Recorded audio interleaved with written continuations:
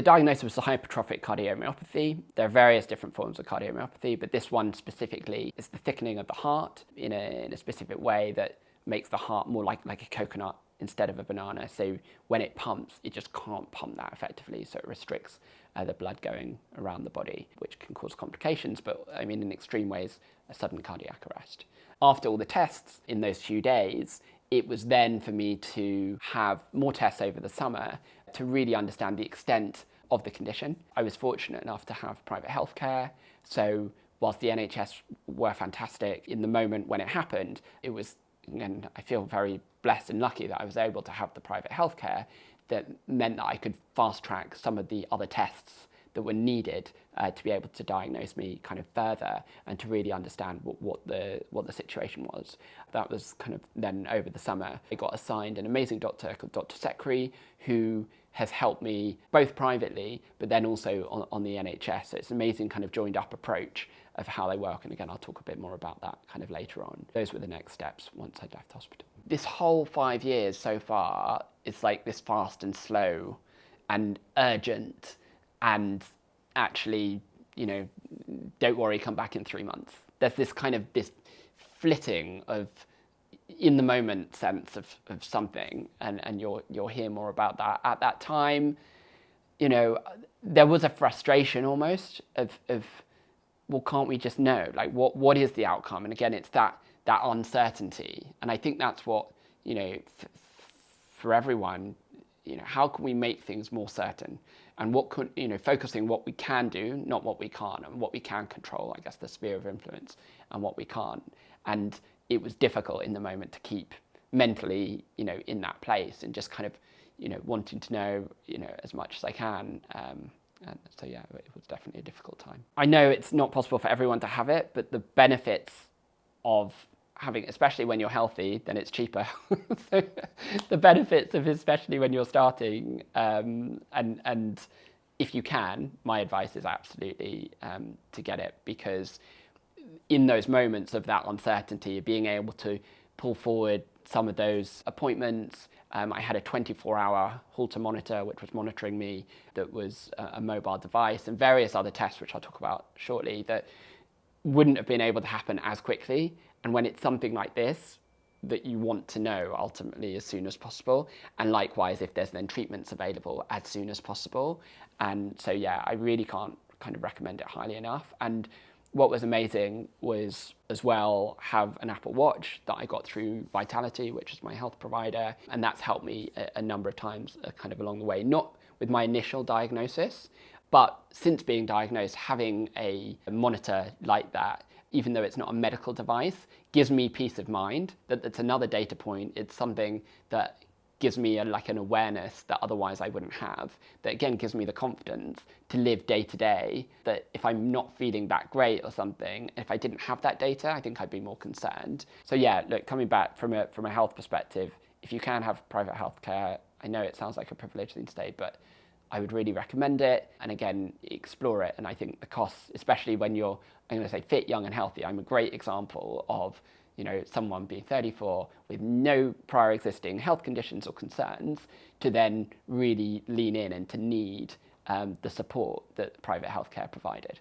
And so I'm so grateful that, you know, I was in a position to be able to have it. After leaving hospital, there were a number of tests that needed to be done over the summer. One was this 48-hour monitor that it was like in a bag and with a device with leads that were plugged into me. And so it would monitor what my heart was doing over that time so that they could just have a medical device kind of review everything. And I remember very distinctly, I had to speak at an event during that 48-hour period. So I remember just walking around this event with this like leads and feeling uncomfortable being on this stage delivering this talk, thinking no one knows what's going on. And I think it's a great example of, you know, no one knows what's going on with people, and stuff's going on all the time and in the background. And again, just kind of the importance of being kind of compassionate and understanding. It really kind of flipped my perception of, yeah, again, this uncertainty and doubt, but also wanting to like live my life and do the things that I was going to do anyway. And it was important as well that the monitor was looking at me, I guess, in day-to-day life. So very much the intention was to carry on. The second test they did is something called a right heart catheter. The right heart catheter, they basically go into your neck, into your heart while you're awake, which is crazy. And they put a little bit of numbing thing in it, and then you need to breathe and do certain things. That's why you're awake, so that they can measure the pressure and how it goes in between the heart and the lungs and what's going on, so they can understand what your heart is actually doing. And so that was the second test. Also in the summer, they put in a device called a reveal device. And a reveal device is about the size of my finger. They put it inside your body, just near your heart, and it's a 24-hour monitor. And every night next to my bed, it will send the data to the doctors, and it will flag if there's anything to be concerned about. And I mean, it was an amazing procedure. I think I'd talk more about the procedure in a moment, but it was an amazing kind of procedure to go through and to have that peace of mind ultimately, and that what gave me. I wasn't so convinced when I saw the size of the device and what it was, and it was a bit uncomfortable to sleep with and get used to it, just because if I sleep on my stomach or whatever on your front. But yeah, it was amazing again from a technology perspective to have that, and again that was done very quickly, and an amazing kind of process. My initial reaction was, wow, this makes it real. Again, there's that kind of, really? Is this like, I'm fine, come on, like, and yeah, so I definitely think there was apprehension about it, but at the same time, it was invasive, but it was small, and it was necessary ultimately. It was always said, the extreme challenge, I guess the two of the worst case scenarios, one is you have cardiac arrest and die, the second one is you need a heart transplant. And all of these tests were kind of the idea of, kind of from a monitoring perspective, was to see what the scenario was and how degraded perhaps the heart was, or how serious the heart failure was.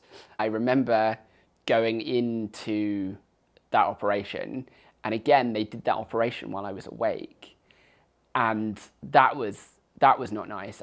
I remember being on the operating table. They had given me something, kind of a sedative, and I was conscious, but quite lucid, quite sure, but conscious of everything that was going on. And suddenly I hear the alarms going off and something, and like my blood pressure dropped and everything. And again, in that moment, that was not a fun memory. And out of all interestingly, it was the smallest procedure I've had. Really, I mean, the right heart catheter, is small, but from a device perspective, and I just, in that moment, it was a really horrible feeling, and I thought I might not wake up from that. I mean, it sounds extreme, but and I would rather have been asleep, to be honest, when they did it. So that's definitely my preference going forward for any procedures. Was like, last time this happened, please can we have a bit more sedation? But yeah, it was not great. But the recovery time was relatively quick. It took just a bit of getting used to. I remember we flew. It was my sister's wedding in France, and so we flew, and my partner came to that, and it was nice to see everyone. I hadn't got the full test results. Each of the tests in their own right, the feedback was like, yep, this seems great, you seem to be stable. At each stage, there were no kind of significant flags, so that was like really, really reassuring. Thanks for watching. To find out more about the charities that help support those with heart conditions, their families and loved ones, please have a look at the British Heart Foundation, Cardiomyopathy UK, and Save 9 Lives. Feel free to comment on the video and subscribe.